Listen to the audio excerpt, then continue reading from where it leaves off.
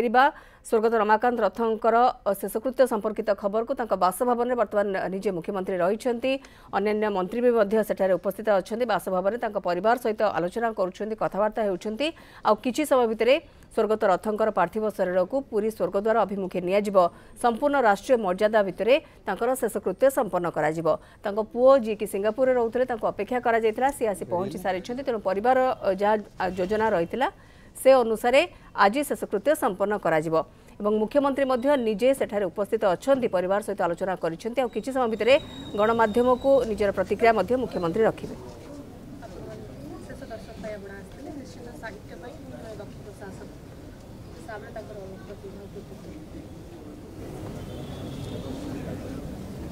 कवि रमाकांत रथ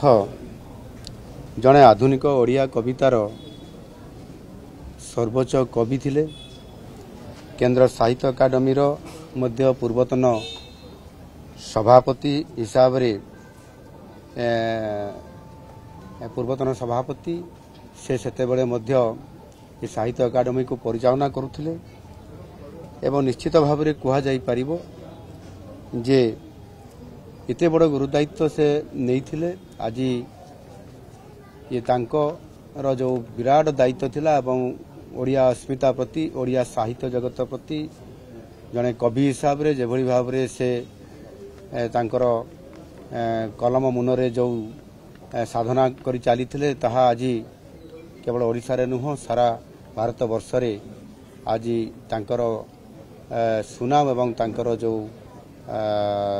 साहित्यर संभार जो सृष्टि करथिले ताहा निश्चित भाव रे यह रुद्धिमंत होकरी सबुदिन पई रहिबो। विशेष करिकी से जने प्रशासनिक अधिकारी मध्य थिले। ओडिशा सरकारंकर विभिन्न विभाग रे शासन सचिव हिसाब रे दायित्व तुलेबा एवं 90 रु 92 मसीहा पर्यंत मध्य मुख्य शासन सचिव हिसाब रे गुरु दायित्व नहीं ओडिशार विकासर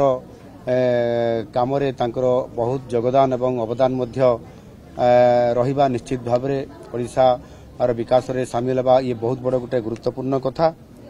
एवं से थिले आधुनिक ओडिया कवितार जड़े जुगनायक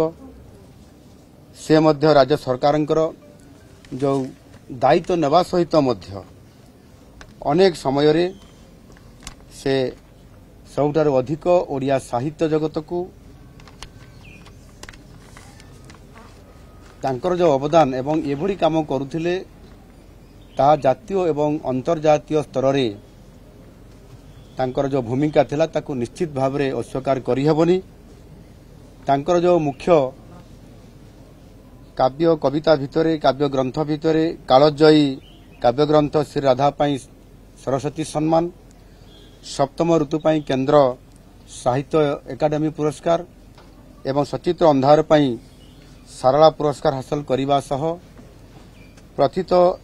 जसा लेखक हिसाब रे केंद्र साहित्य एकाडेमी फेलोशिप मध्य से पाइथिले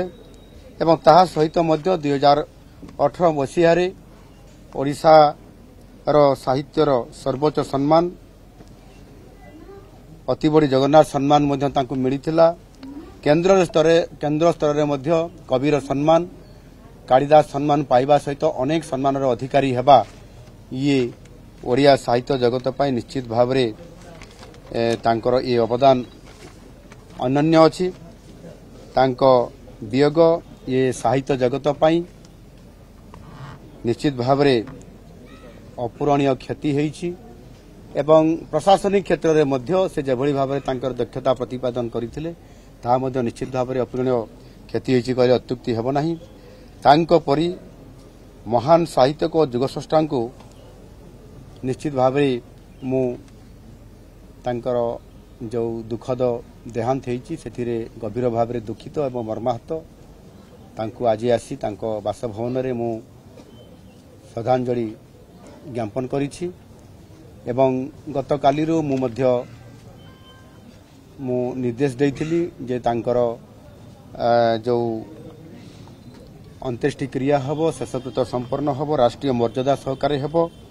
एवं सेथिपाई आम सरकार तरफ समस्त व्यवस्था संपृक्त विभाग तरफ करा जाउछि। निश्चित भाव मु स्वर्गत रथंकर अमर आत्मार सद्गति कामना करुछि एवं शोक संतप्त परिवार वर्ग प्रति मोर समवेदना जनाउछि।